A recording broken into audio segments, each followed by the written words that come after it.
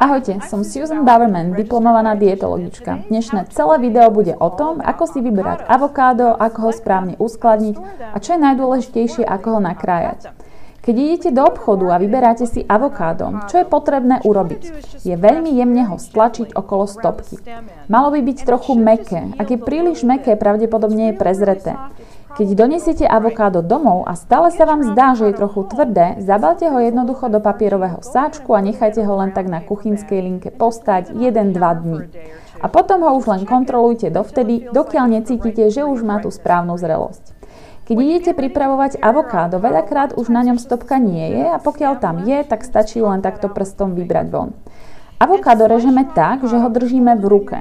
Režem ho pozdĺžne dookola, až sa jednoducho vrátim na začiatok, odkiaľ som začala rezať. A potom by sme mali vedieť takto jednoduchým zatočením rozdeliť avokádo na dve polovice. Teraz za účelom vybratia kôstky zoberieme si nôž a pomocou neho kôstku vyberieme von.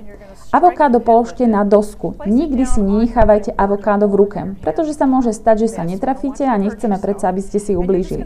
Vezmite nôž a seknite ním do kôstky. Teraz nožom trochu otočte a kôstka pekne vyjde von. Teraz, keď sme kôstku odstránili, vezmite lyžicu, zaborte ju do avokáda a prechádzajte ňou dookola po celom avokáde. Snažte sa dostať čo najbližšie k okraju šupky. Ako vidíte, zvonku má avokádo oveľa tmavšiu farbu ako znútra. To zapričinuje pigment, ktorý sa nazýva luteín. Je to fytonutrient. A preto, čím bližšie sa dostanete k šupke avokáda, tým viac luteínu získate. Pozrite sa, moja šupka je krásne čistá. Týmto je avokádo v základe pripravené na krájanie. Avokádo môžete nakrájať na niekoľko pekných plátkov. Môžete ho naukladať na vrch šalátu alebo pridať do sendviča. Ak chcete, môžete ho dať na grillovanú rybu.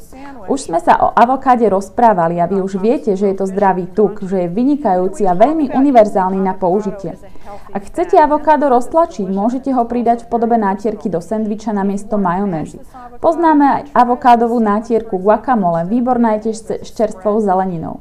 Ďalšiu vec, ktorú zvyknem pripravovať, je tuňakový šalát s avokádom.